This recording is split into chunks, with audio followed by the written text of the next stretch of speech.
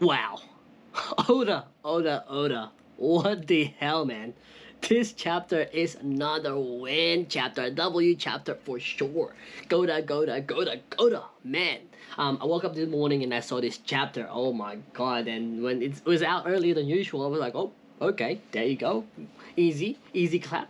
But I gotta tell you guys, after reading this chapter this morning, I was so hyped. I was so hyped at work. I feel like I could have done anything and everything during after reading this chapter. It is insane. This chapter is properly good.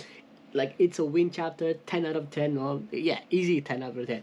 I mean, like what, like 6, 7 chapters in a row now? Oh my god, how are you doing this? I mean, it shouldn't be a question now because we know you can do this. It's just insane. Oda's probably reading your comments, your tweets, your slander everywhere on the social media, and he's just like, relax, I got this. Ever since Wano was finished, he was just dropping bombs every single chapter. But oh my god, I'm not complaining. Keep it up, Oda. But yes, anyway, chapter 1060, Luffy's dream. Oh my god, everything about this encompasses screams final saga. This is it, boys.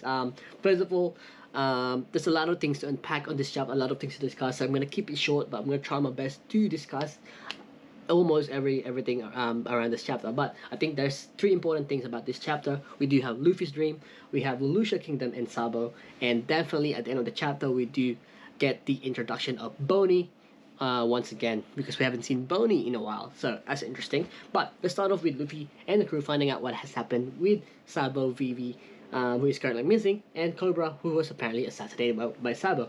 And I think it's safe to assume that Sabo didn't kill Cobra by now, so I think we can just like get that out of the way. But obviously, as we expected, we get Luffy and the crew worried about Vivi and Sabo and wanting to go Alabasta. But of course, there's nothing in Alabasta. Cobra's dead. Vivi was last seen on Mary Joyce, so there's no point going in Alabasta. We get Zoro basically explaining to the crew that if Cobra's dead, we can't go there. And another thing is we don't have any leads to chase, and she was last seen at Mary Joyce, and we don't know where she is, which makes sense. They like they can't just rush in there, and Luffy wanting to go to Mary Joyce, but are they even there? It doesn't make sense. They don't have a leads right now. So basically, Zoro is giving them the like the most rational answer here, explaining to them in literal terms that right now we can't do anything, and also reminds Luffy, which is pretty cool. I think that what he said about Ace, Ace about having his own adventures, which applies the same to Vivi, and to trust Vivi because she can hold her own, and she will be fine. And if there is anything that happens in the future where we can help her, we'll definitely help her. That's no issues at all. Which is, I think that's a pretty cool panel, pretty cool about Zoro explaining to Luffy why that is the case. Now, just a quick thing about Vivi. It just feels like we're going towards a saga or arcs that we'll see a lot of more focus about Vivi, or she will probably ended up like joining the adventures again, and she will probably have a major part in the upcoming arc soon. So that's what I'm guessing, or potentially join the crew as well. I think it's she was one of the um, I guess after Yamato not joining the crew and Carrot not joining the crew, I think everyone was expecting her to possibly the potential future crew member of the Straw Hats. We'll see. I mean, Cobra's dead. Kind of does make sense. She doesn't have to go. She doesn't have to go back to the Alabasta Kingdom. But that is for another discussion. We will move on. Okay. Quick funny panel before we get to the Lucia Kingdom and Cobra.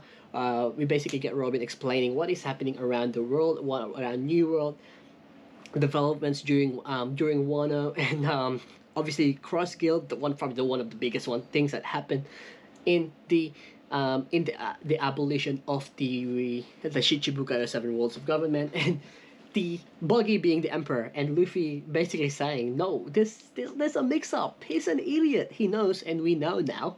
We expected something different, but we know that it's just so he wasn't meant to be there, as we all know now, and Luffy knows it all along. So I think that was pretty funny to be included. Like Luffy still saying that no, he's an idiot. There was a mix-up. It can't be right. And also something to take note of is Luffy didn't want to hear anything else about familiar faces that Robin thought that he wants to know. But I think we all know what happened. Remember what happened last chapter is Kobe being kidnapped by Blackbeard after the attack on Amazon Lily. So that is interesting because we know that Kobe and Luffy has a massive respect or big relationship to each other because they've grown to become a great pirate, Luffy, and Kobe to becoming a great government like admiral, not admiral. I think he is like a vice admiral right now, lieutenant. I can't really remember, but yes. So that, I think that's pretty interesting that Luffy doesn't know that yet. Whether that will have an impact once he finds out what happened to him, what he's gonna do, we'll find out in the next few chapters. I am guessing, or in the near future. But moving on to Luffy's dream. Okay, so as I think we all know now that Luffy's dream is to become the king of the pirates. That's the whole purpose of One Piece. That's a theme of One Piece: pirates, pirate king, and we all know that One Piece is equals to pirate king. Whoever finds One Piece becomes a pirate king. That's according to Goldie Roger. But now we get more information. We get Luffy saying that he wants to do something at the end of his dream. So he says this to the crew, and we get all these shock faces of the crew after shock faces and like mixed reactions from the crew and even from Sunny. And apparently that the only people that knows about this is Sabo, Ace, and Shanks. So this is getting interesting because what did he say to the crew? What is Luffy's dream? What does he want to do at the end of his dream? I'm guessing though. This is what I'm guessing is he wants to become the king of pirates and free everyone from the shackles of the government. Free for everyone can do whatever they want. Free to adventure. Freedom in countries. No one like reigning. No kings. Nothing at all. We all know that Luffy wants to be free, and I think if he gets One Piece and defeats the world government, everyone will be free. Now, I might be wrong. I'm probably wrong, but let me know, guys. Like, that's what I'm thinking, though. But what do you guys think? So, leave in the comment section. But you guys, you know what my dream is? My dream is if you guys subscribe in the channel. Come on, hit that red button right there, and then you'll help me achieve my dreams. But so please hit the subscribe button. Be much appreciated. Okay, let's get back to the story. Yeah, like I think that's definitely something to think about moving forward. While we are heading to the final saga, I think we'll get more and more information about this dream of his. The more we get to the final saga, the more we get towards the end of the final saga. Now, chapter 1058, as we all know, at what happened at the end of chapter 1058, we find out that Sabo is alive, which does make sense.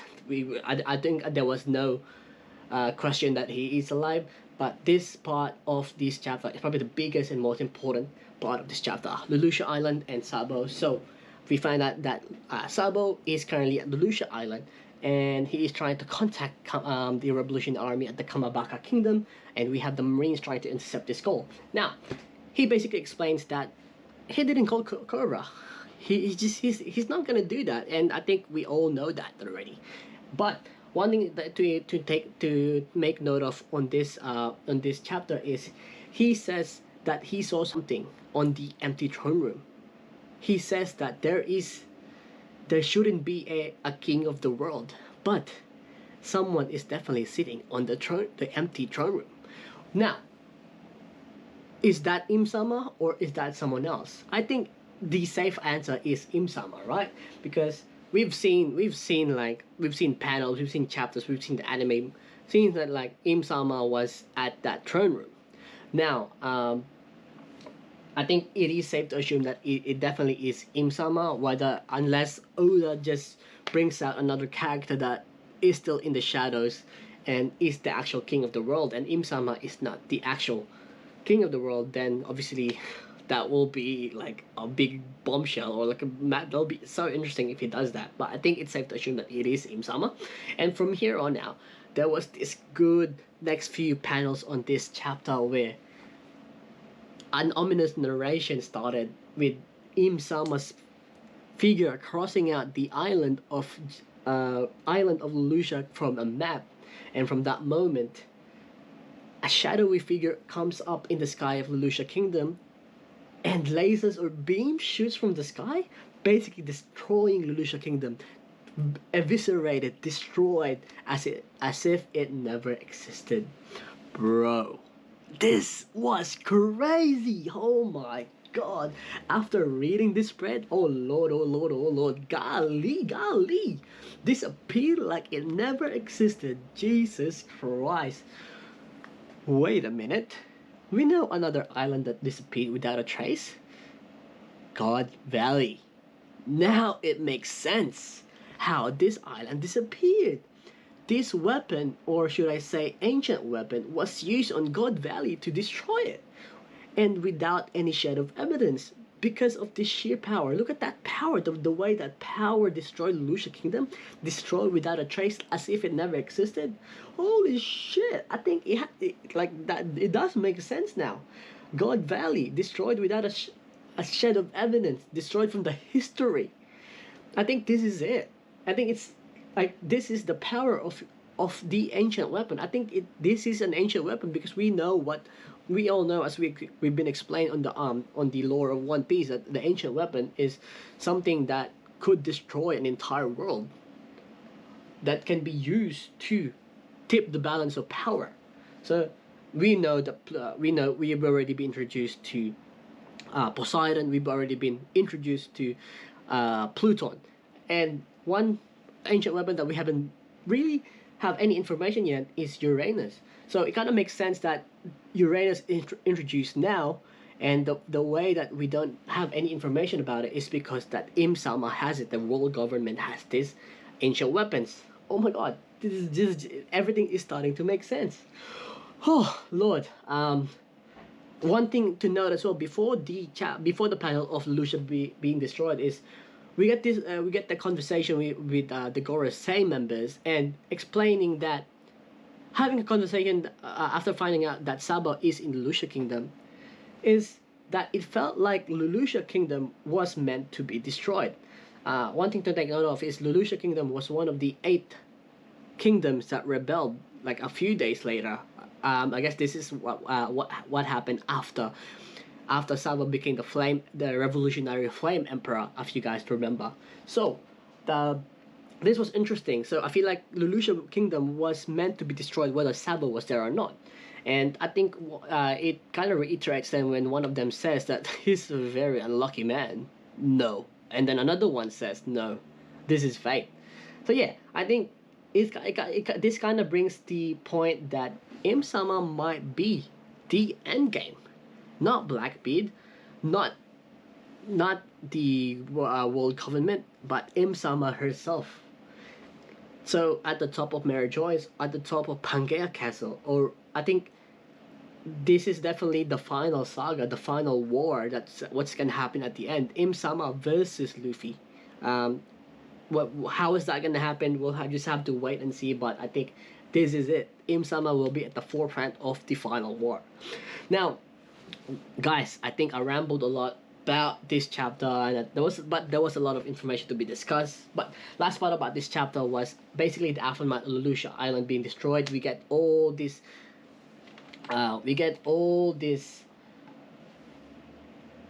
seaquakes across the southeastern shore, whether that is close to where Luffy and the crew are, whether it has that impact on where they're going, not sure. But from what we can see here in the last chapter is it does seem like we're heading to an island that is on the winter island or a cold island, seeing that they are basically dressed on the coat. Everyone else is dressed in the coat, so I think it's safe to assume that we're going to somewhere cold.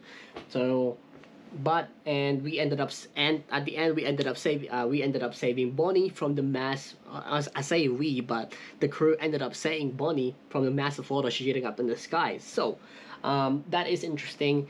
We haven't seen Bonnie in a while. The last we've seen her was back in Reverie when she was pretending to be the queen of, I can't remember, but obviously I think I'll leave that for another video and discuss I think why that matters and what's gonna happen and why Bonnie showing up is important. Guys, let me know what you guys thoughts are.